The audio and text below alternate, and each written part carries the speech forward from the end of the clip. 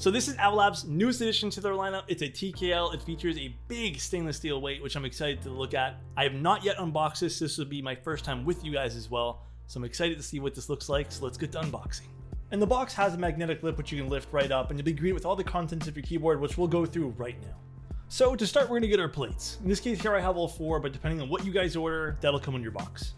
And next up, we have our PCB and some foam, and we also have some stab pads as well.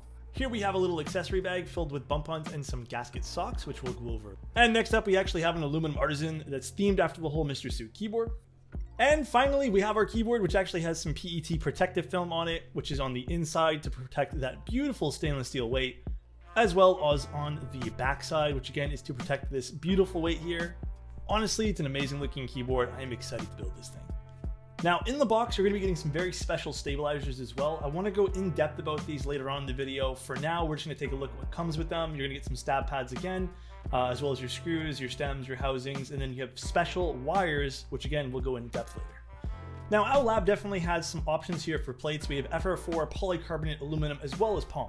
And there are going to be different cuts both in the PC and palm variations compared to the FR4 and aluminum. And right away you can see there's a lot more cuts with individual switches on the more rigid plates, being the FR4 as well as the aluminum, while the palm plate doesn't have as many cuts. The reason here being the palm and PC plate don't need as many cuts because they are more flexible material. Me personally, I'm going to be using palm. I quite like the feeling of palm. I've been really into it for a little while now, so I'm going to be using this. I think a lot of people will probably go with this polycarbonate and FR4, but I think the aluminum plate will be great for someone looking for a more rigid or louder typing experience. And now we're going to talk about the PCB, which really stands out from any other PCB that I've seen so far. As you can see, there's a lot, and I mean a lot, of flex cuts here. And to quote the reasoning behind all of these flex cuts on the PCB is instead of leaving larger flex cuts on the PCB to create more of a sinking feeling of the alphas, their idea was to create individual cuts aimed to deliver a suspension-like feeling to every key. Now, I don't know because I've never tried anything like this at all, but we'll definitely find out and see how this feels to type on. But they did say to ensure some rigidity, they actually connected some of the bigger cuts, like above the 5 and the 9, as well as some more points on the PCB as well. Now, this will mean not as much compatibility for users looking for different size space bars or different bottom rows, but there will be an ISO version available. And now you guessed it, we have all this foam that comes with the keyboard. Now none of it needs to be used, but I will be using it for the sake of this review. This is going to be the PE film, which is going to go between the PCB and plate, more foam to go in between that as well. And this one here would sit on the bottom of the actual keyboard. And then you have bump-ons and gasket socks. Now, just like we saw on the Jelly, which had these little gasket pads that kind of just stuck on, this is going to be the same idea, only easier to install this time without the fuss of having to align anything. And then for users using a hot swap PCB, we do have standoffs for that. I am not using hot swap in this case here, so I don't have any need for these. And these are like a stab riser / stab pad. I've personally never used these before. I have seen plenty of keyboards that usually use a thinner PCB that sometimes ask you to use these. I haven't really found the need for them, but we'll see if we need them in this case here. Definitely nice to include them in the package though. So the unboxing experience is pretty fun, but let's actually build this thing. I will do some hyperlapses of how I built this, as well as kind of like a build instructional video. So stay tuned, and then we'll do the sound test at the very end, as well as talk about those special stabilizers. But first, we're gonna do a bit more critiquing on the board itself. The anodization is actually great. There's no ano mismatch here at all, which usually isn't something I go crazy looking at, but I cannot see a single piece of that. Really good job there. And we'll remove that protective film at the very end, but these stainless steel badges are absolutely incredible to look at. And one other thing to note about this keyboard, which I absolutely love, is this little gap between the top and bottom frame. Now on the inside of the keyboard, you can see that there is some actual aluminum that goes all around the inside of the keyboard that's done in a silver color in this particular case, and it shines through really nicely on this keyboard. So these are their special stabilizers, and I'm really excited to get to talk about these. Now, I did play around with these kind of off camera, and I'm kind of wowed by these. These are kind of cool. So first of all, we're getting some bandage-like material here, which is kind of neat. I won't be using this myself. I don't really like the feeling of these, but some people absolutely love them, but I'm gonna put this aside for now. Definitely a cool addition nonetheless. We have our screws and washers, stabilizer housings, as well as the stabilizer stems. Now, these are actually cool and all, but the magic part about this is the special material they're using for their wires. It's actually a special alloy that's supposed to maintain its shape better than the wires that we currently use in our stabilizers. And the way this is done is with something called liquid metal, and I'm not too sure what actually goes into liquid metal because it definitely isn't a liquid if it's bending back into shape over here. So what does that mean for you as the user using these wires? Well, it just means you won't have to bend them back into place if they were to get damaged in shipping, but that also means that you won't have to do any balancing, or shouldn't have to do any balancing out of the box. Mine came perfectly straight, and they were actually thrown into the box with the keyboard underneath some heavier stuff, so that was really cool to see. And they will also come in fancier packaging. These were just demo ones sent to me in a plastic bag. Now we're going to lubricate these stabilizers. Now they did mention we don't have to lubricate them that much or do any further mods, but I am still going to use a little bit of lubricant and kind of mod them and lube them the normal way I would do any other stabilizer, except use 205 for literally everything opposed to using dielectric grease as well.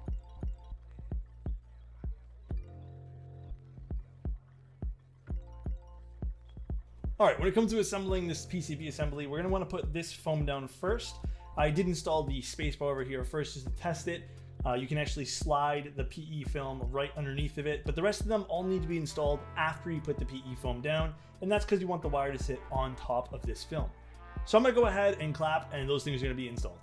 All right, so the next step after we install the stabs is we wanna make sure they work. I already did this step, but I urge you guys to make sure all your stabilizers actuate properly. And then after our PE film's installed, we're gonna wanna put on our next layer of foam. Now with this foam here, when we put it on top, you'll probably see that it doesn't really work because there's these two connection points that sit on top of the stabilizer. I did confirm with the people designing this, we are gonna be cutting these off, and I'll do that right now as well. All right, now that it's cut off, we're gonna be putting our plate on top. In this case here, I am using palm, which is one of my favorite materials. And after you put your plate on top, I'm gonna ask you guys to double check if everything is properly aligned. That way no switches get caught up on the foam as you press them in. Next up is actually seating our switches. Now with this particular method, I'm gonna just be pushing through pins on the PE film. You can use tweezers to poke holes in those, but in this case here, I just find it way easier just to push these through. And you guys can see that the pins push through fine. Just apply a bit of pressure when you're actually pushing them through. And again, just make sure your pins are straight. And this part's pretty easy. It's a no-brainer really. And with any keyboard, I always recommend doing your four corners first. Now you don't have to follow that rule, but that's just one thing that I do. So next up, I'm just gonna place all the switches into the PCB and then solder everything down. We're just gonna hyperlapse it here, so enjoy.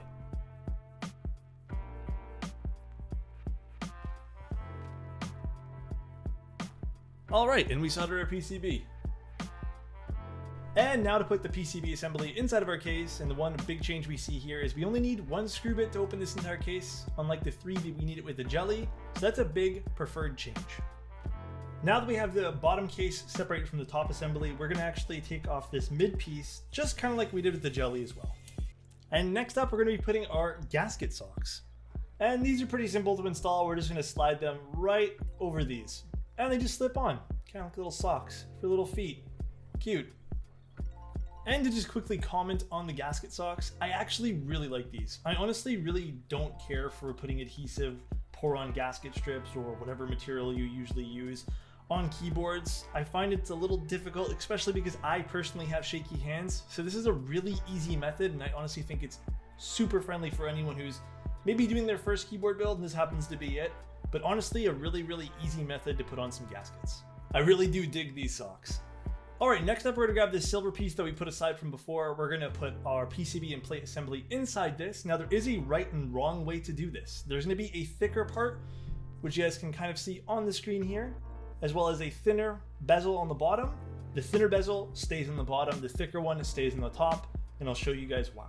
And the reason being is the top piece will not fit properly if you put this the other way around. The thinner bezel needs to be at the bottom. And next we're gonna flip this over and we're gonna screw it in place. So this bottom piece foam is actually kind of weird to put in. I am aligning it with that protective film at the bottom, so hopefully this fits, but it is kind of awkward to put in. So that's one piece to note. This is not absolutely necessary, but I'm gonna put it in for now just to see how it sounds. And one really important note is when you're actually assembling everything, make sure that your cable for the GST connector is not clipping on anything, or else you will not be able to close this case properly. That is another really interesting part about this case. It's not exactly easy to do so. I did find that I had to poke in there a little bit to get this to close properly. And we're gonna put our final touches on this case, which is we're gonna flip it over, screw everything in, and then we're also gonna put some keycaps on. And once we put on our keycaps, that's it. Our board's done and it looks absolutely stunning. But I feel like you guys have been watching this video long enough that you guys probably want to hear a little sound demo of this. So here it is.